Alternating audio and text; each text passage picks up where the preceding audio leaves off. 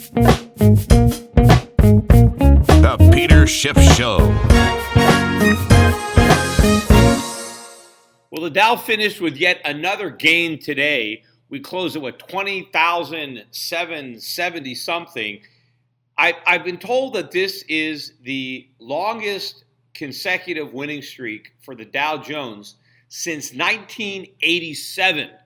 And of course, we all remember how that streak came to a crashing end in October with the 1987 stock market crash. So we'll see if the market has better luck this time around.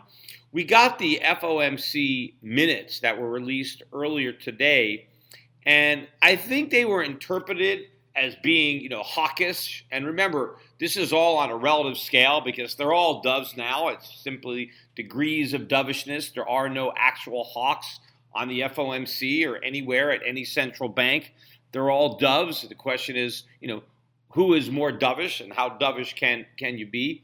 But there were some statements that caused the markets to think, hey, maybe a rate hike is coming, because I think the members said that it would be appropriate to raise rates sometime soon.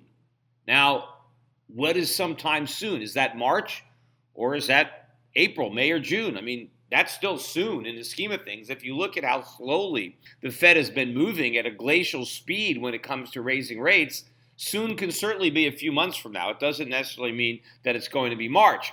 Now, if they could have said March, hey, it might be appropriate to raise rates in March. They didn't say March. They just said soon. So nobody really knows what soon is. Now, they did comment that they thought that the markets might interpret gradual rate increases as meaning only 1 or 2 rate hikes a year, and they were troubled by that because maybe they're saying that by gradual we mean 3 a year, not 1 or 2. And so maybe there, I heard some people talking, hey, maybe the Fed is not going to go slowly, right? They're not going to do 1 or 2, they're going to do 3. Well, even if they do 3, we're still talking very gradual rate hikes, especially if you put it in context of how low rates are right now and how high inflation is already. I keep hearing these comments from Fed officials. They're doing interviews and they're saying, yes, we're making progress. We're moving slowly towards our goal of 2% inflation. 2% inflation, they left that in the dust. The last number we got in January showed a year-over-year CPI increase of 2.5%. That's 0.5% above 2%. So why are they saying they're making progress towards getting to 2% when they've already zoomed past it? They're looking at it now in the rearview mirror. In fact, if you annualize the CPI number from January, you're over 7%. So these guys are still in denial with respect to what's happening with inflation. But anyway, the markets did interpret these FOMC minutes, I believed, as being positive. I think as soon as the statement came out, we got a bit of a sell-off in gold and a rally in the dollar, but that quickly reversed. Gold ended up with a slight gain on the day, and the dollar ended up with a modest loss. And this, happened again. Earlier in the week, some Fed official came out and said a March rate hike is not off the table, right? He didn't even say it was on the table. He simply said it wasn't off the table, right? I mean, so, and as a result of that, gold quickly sold off like $10. Even though earlier that day, we had very strong economic data that came out of the Eurozone, including hotter than expected inflation number, yet the market shrugged all that off because some Fed official came out and said a March rate hike isn't off the table. Well, who cares, whether it's on the table or not? And even if they do hike rates, again, it's too little too late. But that knee-jerk reaction, that $10 sell-off in the price of gold was bought, and gold rallied and closed positive on the day. Now, today, we were up again this morning before the FOMC minutes came out. We got a little bit of a sell-off leading up to those minutes, but we seem like we're building a lot of resistance up around 1240 for the price of gold. And I have a feeling that once we take it out, we're going to have a pretty big run to the upside. Speaking of inflation, Alan Greenspan gave an interview for a magazine put out by the World Gold Council, and I'm seeing a lot of reporting of it on various websites because he said a lot of very negative things about the economy. He's predicting stagflation, very weak economic growth, high inflation. He's kind of couching his language and around the Trump administration, because some of the headlines I'm reading had to do with, hey, Greenspan is saying that we're going to have a lot of stagflation under the Trump administration, as if Donald Trump's policies are going to be the reason for the stagflation. They're not. The reason for the stagflation is because of Alan Greenspan's policies. Not only the policies that he pursued himself, but because his successors borrowed pages from his playbook, right? I mean, the reason that Alan Greenspan is so worried about this massive fire that he thinks is going to erupt is because he's the one that lit it, right? I mean, he struck the first match. And, he's talking about gold. Obviously, it's a gold magazine, but he's very bullish on the price of gold. He talked favorably about the price of gold. Yet the one thing Greenspan still doesn't want to do is accept any responsibility. He doesn't want to accept the blame for all the bad things that he now thinks are coming, right? As if all this bad stuff that Greenspan thinks is going to happen is completely disconnected from any of the things that he did as Fed chairman when he laid the foundation. Now, of course, Ben Bernanke and Janet Yellen pursued monetary policy far more reckless than anything Alan Greenspan did. So the bubbles that they have blown together are much larger than the one that Greenspan blew, or the ones that he blew that have already popped. And so these larger bubbles have yet to pop. And when they do, the consequences are going to be horrific. And Greenspan knows this. Yet he doesn't want to lay the criticism on the Fed. So now maybe he's, going to blame it on Trump's policies. But Trump's policies have nothing to do with it. The problems are already there. It is possible that Trump's policies may accelerate the collapse, which would be a good thing, because the last thing we want to do is keep delaying it, because the longer we delay it, the worse it's going to be. But to the extent that Trump basically accelerates the day of reckoning, clearly a lot of people are going to look to blame him and blame his policies, but it's not his policies. He inherited this disaster, and it's really the central bankers that were the architects of these policies. Had they done their jobs, had they actually been independent and kept interest rates much higher and refused to monetize any government debt, then government would have been forced out of necessity to dramatically decrease government spending.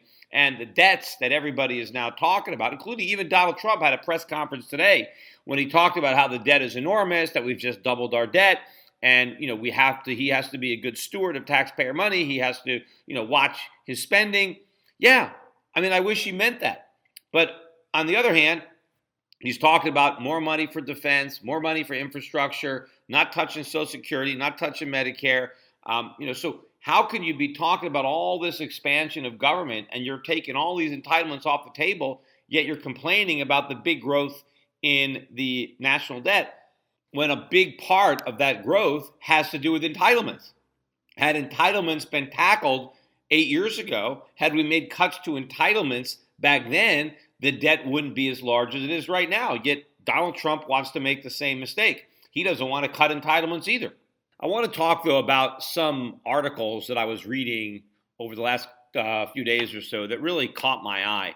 One of them had to do with Bill Gates, and he made some comments about how since companies are going to be automating, right, and using robots, and I think he was talking about self-driving cars, right, that, if we have self-driving cars, then we're going to put a lot of people out of work, right?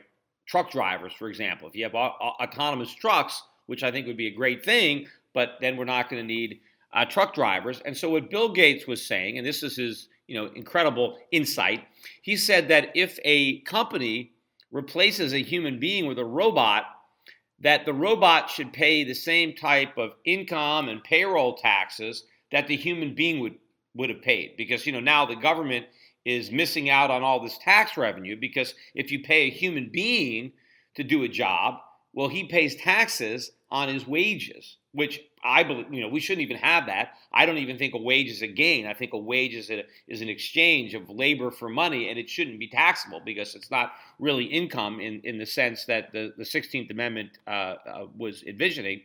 But his point is correct that when you're paid wages, the wage earner pays taxes. But if a company hires a robot and buys a robot that the cost of the robot doesn't generate any income tax or payroll taxes for the government. So Bill Gates' solution is, hey, let's have these robots pay taxes, and then we can use that tax money maybe to help retrain the workers who have lost their jobs. I mean, what an asinine suggestion. I mean, first of all, robots can't pay taxes because they're not people. They don't pay taxes. I mean, and first of all, if you're going to have the robot pay taxes, is he going to pay Social Security taxes? Why? I mean, is the robot going to get Social Security benefits? Obviously, he can't.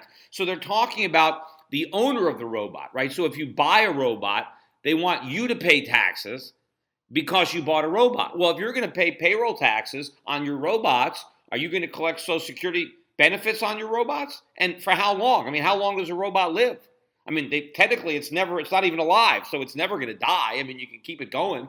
Obviously, they don't mean for the owners of robots to collect the benefits. They just want to pay the taxes. But what about votes? I mean, if I put some robots into use and I'm going to start paying taxes on my robots, can I get one vote for every robot that I'm paying taxes on? But the whole thing is crazy to suggest that I have to pay a tax because I have a robot. A robot is like a machine. I mean, it's the same thing as a computer or any kind of tool, right? Any tool that I have, why should I have to pay a tax as if I hired a human being? The human being obviously is supposedly getting some kind of benefits from government, right? That's why he's paying taxes for all these wonderful benefits. The machine doesn't get any benefit. The robot doesn't get any benefit from government, right? But the whole idea that somehow the government has to protect us from progress, that the government has to protect us from automation is complete and utter nonsense. People benefit. We have always benefited from automation, right? These are labor-saving devices, right? Labor-saving. By definition, what does that mean? That means you need less labor. And so if we have autonomous trucks, the fact that we don't have to have a human being driving that truck is a benefit to society. It benefits everybody, eventually even the people that used to drive the trucks. Because by taking the human being out of the trucks can now operate more efficiently, and so therefore products can be delivered at a lower cost, and so everybody can benefit because everything that we consume pretty much has to be transported. And the lower the cost to transport something, the cheaper the product is going to be. That is the goal of society. The goal of society is not to create work. The goal is to eliminate work. I mean, think about, going back to the Stone Age, right? Somebody invented the wheel. How many people did the wheel put out of work, right? Because before they had a wheel, if you wanted to move something, you had to push it on the ground, right? There's a lot of friction there. It probably took a lot of people to push things along the ground. Maybe they had some kind of rollers or whatever that was, but I mean, when someone came up with a wheel and all of a sudden you can easily transport things because you can push a cart which rolled on the ground as opposed to pushing what you would put in the cart, you now needed fewer people to push it around. So people were put out of work because of the wheel. What about the lever? Lever and a fulcrum. I mean, somebody can lift much heavier objects when he's got a lever. So how many people did the lever put out of work? Because now one person can lift what it used to take 4 or 5 people to do, right? Every time we invent something, somebody gets put out of work. That is the purpose of it. The purpose of an invention is to reduce the need for labor so you free it up to do more things so we can have more stuff. The primary beneficiary of all this are the average person, the poor people. Rich people, don't get these benefits. I mean, look at all of the automation on the farm. Think about all of the food that we now grow, and we have so many fewer people working in the field because now we have all the automation. But what this does is it reduces the cost of food. You go back, hundreds of years ago, rich people or kings. Think about like Louis the 14th, right? He ate like a king, literally, right? I mean, he had great food because he had all the best chefs in France to cook his food. He had people out there to go out and fish and hunt and garden, and he had great food. And they had bakeries and pastries. He probably ate, I'm sure Louis the 14th ate better than almost every American eats today because he was the king. He could afford it. But what about his peasants? What about all the subjects? We eat much better than they did because of automation, because of the progress that has been made in being able to grow more food with fewer people. Now, of course, there are other things. I mean, I have much better health care than Louis XIV. I mean, all the money he had, he couldn't buy any antibiotics because they hadn't been invented. And, he lived in Versailles, but there was no air conditioning in there, right? So I'm sure it's hot as hell in the summer. So obviously, free market capitalism, in many respects, average people, poor people, live better than Louis XIV. But, eating, sure. I mean, he ate good food. But the average person back then is benefiting. And people that used to be in the farms are now eating a lot better because they don't have to work in the farms. So none of this, yes, computers, robots, it's more advanced, it's more technology, but it's the same concepts. It's the exact same principles. I mean, it's a good thing that Bill Gates wasn't around in the Stone Age to make sure that, we didn't invent that wheel because somebody was going to get put out of work. Think about all the labor-saving devices that we have around the house. You think they always existed, right? Why don't we put a tax on dishwashers or laundry machine, washer dryers or vacuum cleaners, right? Because people are using these things instead of hiring help, right? Instead of hiring a housekeeper or a maid, I do my own laundry. You think you know how people used to do laundry before they had a laundry machine? You had a big tub. And you had to scrub the clothes in a big metal tub, and then you had to hang them out on a clothing line to let them dry. I mean, it took a long time, right? I mean, imagine if you still had to do this today. I mean, back in the day, a lot of women didn't work outside the home because they worked all day inside the home doing these household chores. But now it's a lot easier because you have all of these machines. I mean, what about having a refrigerator? I mean, a refrigerator, you go to the supermarket one time, you don't have to go for another week or two because you can load up stuff in refrigerators. I mean, you think we've always had refrigerators? I mean, a big advancement was the ice box, because before the ice box, you had no way to keep things fresh, right? You had to go to the store all the time. And then somebody invented an ice box, right? And in order to have an ice box, right, you had to get ice. It didn't make the ice itself like an electric refrigerator. So in order to keep the ice box cold, you had to get some ice and put it into the box, and it kept it cold until the ice melted. And of course, you had to have a tray on the bottom to catch the water as the ice melted. Now, where did everybody get ice to cool their ice boxes? From the Iceman. People used to come down, these guys, they were on a horse-drawn carriage, and they had a big carriage full of ice. And then these guys would chip off some ice and deliver it to your house. And then you would put the ice in your ice box so you can keep your appliance, your vegetables or your milk cold, right? Then somebody invented a refrigerator. Oh my God, all the Icemen were out of work, right? When somebody invented a refrigerator, it put every Iceman out of a job. Should we not have done it? Should we have taxed households, made them pay some kind of tax on the refrigerator to help retrain the guy that's no longer an Iceman? These are not good jobs. I mean, Iceman is tough work, right? I mean, these guys, ice is cold, it's heavy. I'm sure they bruised up their hands. I mean, these guys had to work long hours, right? These are not great jobs. It's a good thing that we don't have to even do that. I'm not even sure, where did they get the ice in the summertime? I mean, I know in the winter, I know they could just go harvest it out of a stream or a pond. They can cut the ice, but I don't know, did you have to store it into the summer in a big ice house and try to keep, the ice cold so you can deliver ice in the summertime, which of course ice would be a lot more valuable in the summer months than it would be in the winter months. But the fact that we don't have these Icemen, and there are a lot of things, before they had disposable diapers, people had to do all their diapers by hand. And then they had diaper services, right? People came around and they picked up your dirty diapers and then they delivered them. Well, Pampers or whoever came up with the first, disposable diaper, they put all these diaper services out of business. Right? This is progress. What about, the refrigerator also put the milkmen out of business. Milkmen used to come and deliver fresh milk. But once you had a refrigerator, you can keep the milk, and so the milkmen aren't here either. I mean, think of all the jobs that used to exist that don't exist anymore. Right? So you think if we had some idiots like Bill Gates back then, oh, no, we have to preserve all these jobs. We need the diaper services. We need the milkmen. We need the Icemen. No, we don't. So who knows?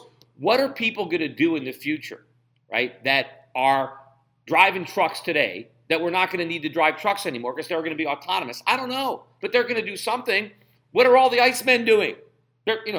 So the idea that progress is a bad thing, that robots putting people out of business is a bad thing. This has always happened in the past, and this is always going to happen in the future. I mean, think about Star Trek. I love the Star Trek series.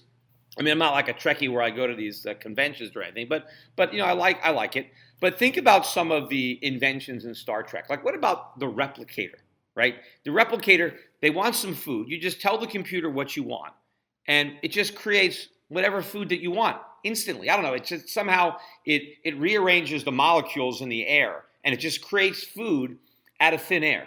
I mean, how many people did the replicator put out of business? First of all, it put the entire agriculture industry out of business. I mean, forget about just putting farm workers out of business. It put all the farm owners out of business, right? Why would you even have to grow food when a computer can just make whatever you want to eat out of the atoms in the air? So all of the farmers got put out of work.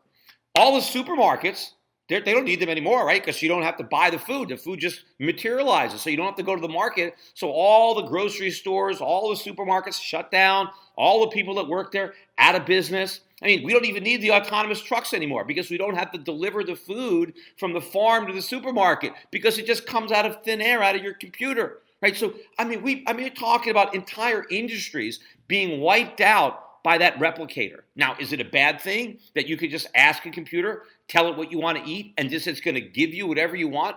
I guess it's for free. Doesn't cost anything. I mean, if people can have all the food they wanted for free instantly, is that bad? No, that's fantastic.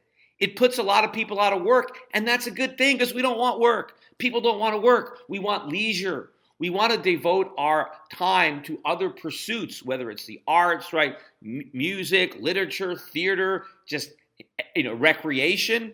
So the fact that we can just have our food, yes, we put people out of work. That is the point. I mean, what about the transporter system?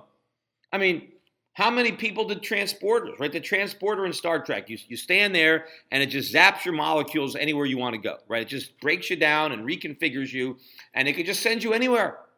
I mean, so all the airlines out of business. I mean, there's no airlines. If you have a transporter, why would you want to go in an airline? I mean, you're going to put all the airlines out of business, the pilots, all the people that work in security. TSA is gone.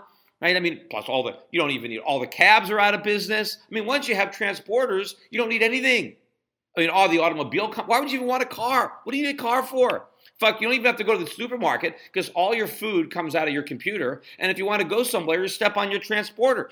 All these jobs are eliminated. Ideally, 10,000 years from now, I don't know, 100,000 years from now, nobody will work. Nobody will have to work. I mean, think about it on a personal basis. What if you had your own robot that just went to work and did your job for you, right? So you didn't have to go. Your robot showed up and did your work, and you didn't have to pay anything because it's just a robot. So you didn't even work at all. You collected the paycheck because you had a robot go and do your job. Now, would that be a bad thing? Because that way everybody would be put out of work by a robot. But we don't have to work. We don't want to work. So all this idiotic economist nonsense, people are losing their jobs. This is all complete hogwash. The people who benefit, it's not the rich, right? Bill Gates, it doesn't matter about labor-saving devices. Bill Gates can have anything he wants, right? It doesn't matter what it costs because he has an unlimited amount of money. There is nothing that Bill Gates can't buy, right? I mean, he wants a submarine, he can buy it. He wants a helicopter, he can buy it. He wants 2 helicopters, he wants a yacht, he wants a submarine and a helicopter on his yacht, and then he can buy it in several colors, right? So anything that he can think of, he can buy.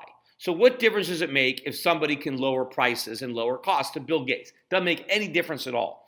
The people who are going to benefit from these labor-saving devices, from automation, from robots, are the poor and the middle class. Those are the ones who are going to benefit. In the very short term, yes, does somebody lose their job? Of course. Whenever there's an invention, right? They invented the automobile, classic example. What happened to the guy making the buggy whips? No more horse and buggies. They're using cars. Okay, they lose their job, right? So yes, for the person who loses their job in that moment in time, and maybe for 6 months or a year or two, whatever, yes, for that individual, there is a small sacrifice for that individual. But over time, even that individual will benefit. Plus, it's other people, right? Because maybe you lose your job because of automation, but there are a lot of other people that lose their jobs because of automation, and the price of what they used to make is now lower, and all the people who lost their jobs benefit from lower prices, and then they get other jobs. There's always going to be other jobs because our needs and our wants are unlimited.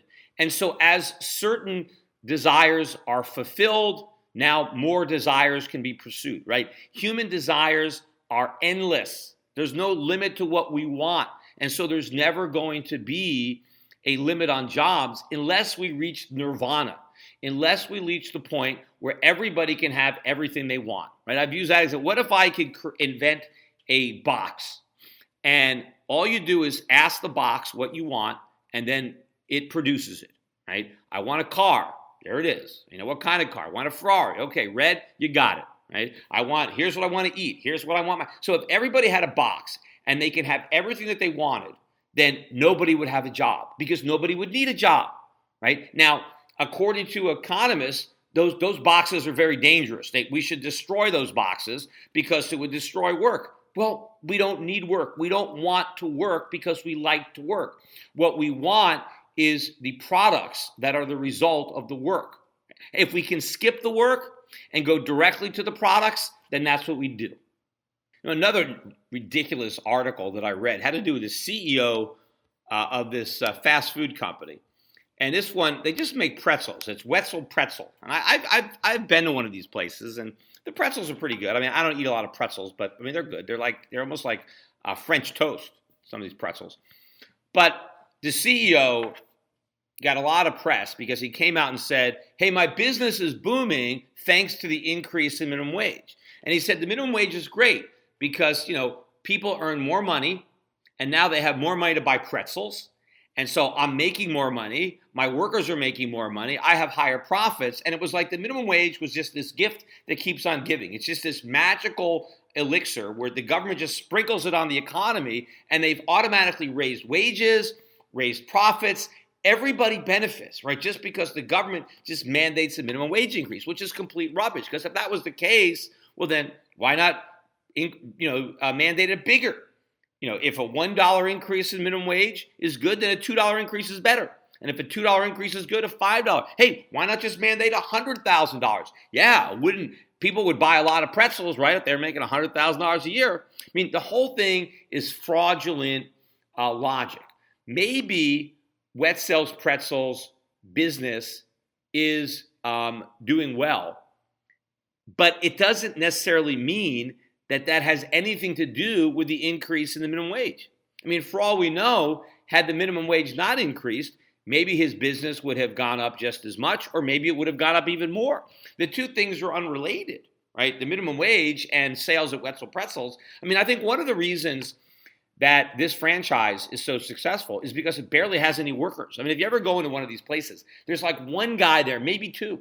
This is very labor minimum. I mean, you have machines. There are machines there making these pretzels, right? So you don't have to hire a lot of people. That's probably one of the selling points of the franchise is you have low labor costs. So Wetzel Pretzels probably has less of an impact on its operating costs from an increase in the minimum wage than your typical fast food restaurant because it doesn't use that many people. And of course, it's just pretzels. I mean, they don't have that much. It's not a very complicated menu, right? You're just different kinds of pretzels. And, so they're not as hit as hard by it. So maybe he doesn't see some of the costs, but maybe for other reasons, his business is improving. And somehow he's making the faulty logic by saying two things that are not related at all and assuming a causal relationship between the two when there's no evidence that there is a causal relationship. They're just two things that happen to be happening at the same time. I mean, I could decide that I'm going to wear a blue shirt today and it could rain. Now, does it mean that my blue shirt is why it rained? Hey, I wore a blue shirt and it rained. Well, it must be this blue shirt that caused it to rain. No. I mean, what if I'd have worn a red shirt? It still would have rained. Doesn't matter, right? But two things can happen at the same time and have nothing to do with one another. But of course, since he said this, all these proponents of the minimum wage, they want to make a big deal about this CEO that's claiming that raising minimum wage is good. It's not. It's pure nonsense. It is basic economics. You increase the cost of something, you decrease the demand for it. That is the law. Supply and demand is a law of economics. As price goes up, demand goes down. It works for products and labor. When you buy something, you are looking at a price. When employers buy labor, they're looking at a wage. And the higher the wage, the fewer people they're going to hire. The lower the wage, the more people they're going to hire. And that happens again with non-employers. Right? I ask people all the time who don't employ anybody. I say, well, do you have a housekeeper? Do you have a maid that takes care of your house? A lot of people say no. Well, why not? Well, the reason is because they can't afford it. Because the wage that they'd have to pay is too high. Obviously, at a low enough price, everybody would hire a housekeeper, right? Everybody. You know, who wants to do the chores themselves? Who wants to do their own housework? Well, and as people have more and more money, they can afford to pay the higher prices. But the reason that everybody doesn't have a housekeeper is because the cost of a housekeeper is too high. But if the cost went down, then more people would have them. And it's the same thing with any business, right? And if you make hiring unskilled people more expensive, then fewer of them will be hired. And you get these guys like Bill Gates and talking about automation, and you got a lot of these guys that are against automation are also in favor of higher minimum wages. And higher minimum wages is actually something that forces companies to automate even sooner than might otherwise have been the case, because it's always a cost-benefit analysis. And the benefit is when you bring on a robot, you buy some robots, right? You got to pay this upfront money. That's the cost. The benefit is what you don't have to pay the worker because you've made the investment in the equipment. Well, the higher the cost of the worker, the greater the benefit of automating and using robots. So when the government jacks up the minimum wage, they increase the appeal of the robot.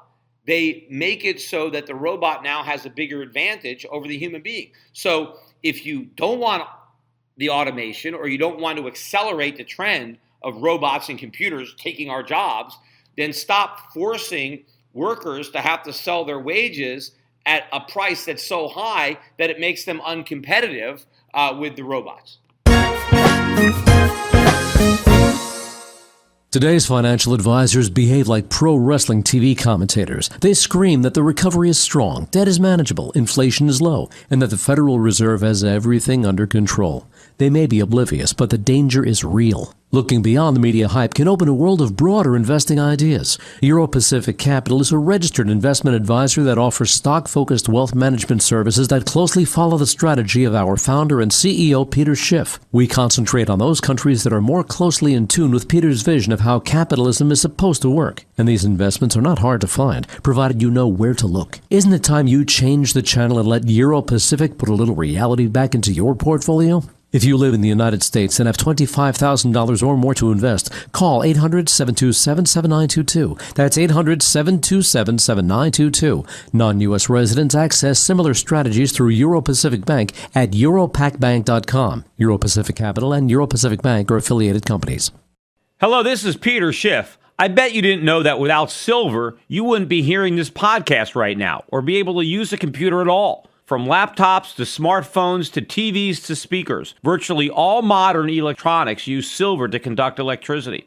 Did you know that the average solar panel uses 2/3 of an ounce of silver to function? And the solar industry is expanding dramatically, not just in America, but in booming developing nations like China and India.